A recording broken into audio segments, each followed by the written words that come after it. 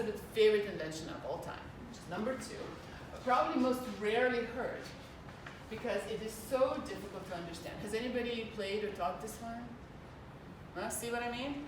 It's not easy. It's not easy, but it's such an incredible marvel. So let's play Find the Subject. Anyone? No? I mean, we can, usually we think that like, the first thing we hear is the subject, right?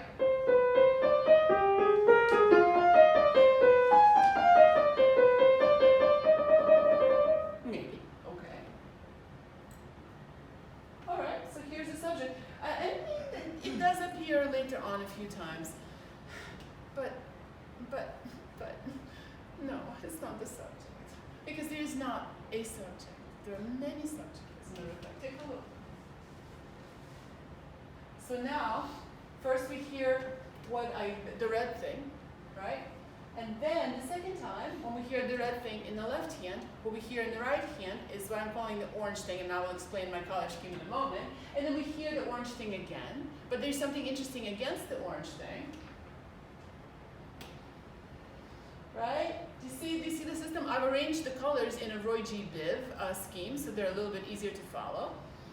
So we have, first the red thing appears, then the orange thing appears, and the red thing is with it. Then the orange thing gets moved to the other hand, and a yellow thing appears. Then the yellow thing gets moved to the other hand, right? And the green thing appears, and then the same thing happens with the blue thing. And if you analyze the whole thing, you'll find then Bach does it essentially 2.5 times. Only the hands are reversed. So the whole thing is a most fascinating canon. So that would be amazing just as a exercise in polyphony and voice leading. Oh, but it is so much more than that, is it not?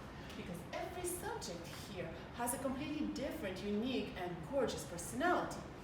Well, shall we look at them individually? Here's the red thing.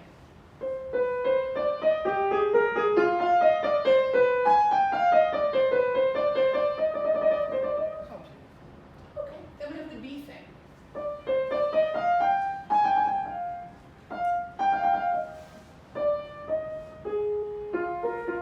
It's completely different, is it not? Moving on to the yellow thing.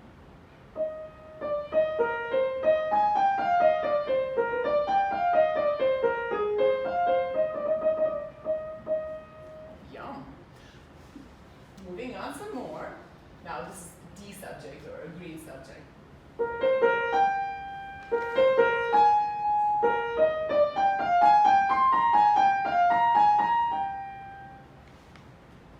Do you notice it's in a different key? Just saying.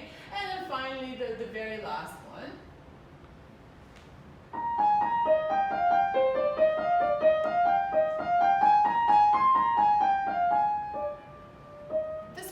Used very much, it's used as sort of a transition. But as I said, each one has a completely different character. So I actually do force students to play this one because it's just so lovely and they all thank me afterwards, hopefully. What they say privately is a different matter altogether, is it not?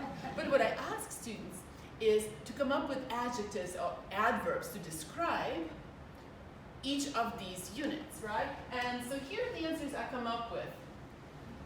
Most of the time. So one more time. So the A is very expressive, very song-like, very tortured, right?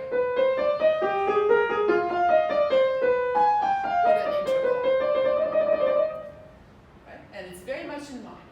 So now the second subject is really a completely different expression. To me, it sounds very much like a dance, especially if you do the ornamentation correctly.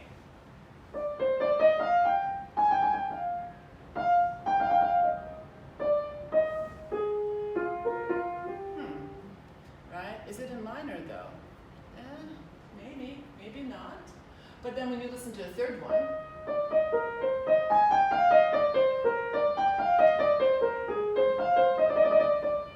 well, that one's completely and utterly major. How does Bach do that? I mean, that's amazing. It's some kind of a mirror, right? And finally, then we have this business with all those leaps and all those halts. Can't find its way up. It's trying, but it's failing. So there's a lot of emotion in it. And finally, the the last one, as I said, this one is not used very much, but it has a motoric quality to it, right?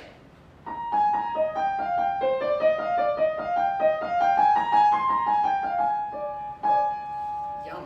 I mean, who ends a subject on a tritone? How delightful is that? Okay, so now we have to make interpretive choices, do we not? So let me go back for a moment. Okay, so if we take a look at the beginning. So first we have the red by itself, so its personality is obviously paramount. But then we have the red against the orange. So now we have choices.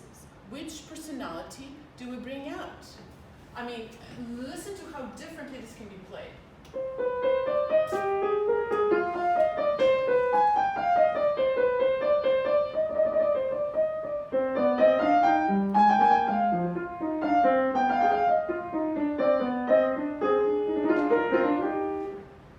So here, obviously, I made the dance-like quality predominant, but I didn't have to.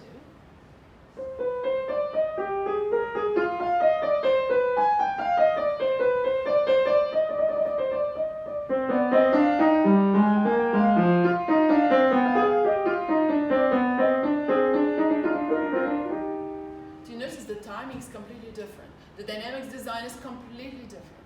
And this happens 3 times through the piece, particularly these two subjects against each other. This happens a lot. So you can vary it depending on whatever thought process you have, but basically you ask yourself, when a new material comes in, do we sneak it in, sort of in the background, to only make it predominant the second time it happens? Or do we come in with a bang and establish the new character and let the first character kind of flit away?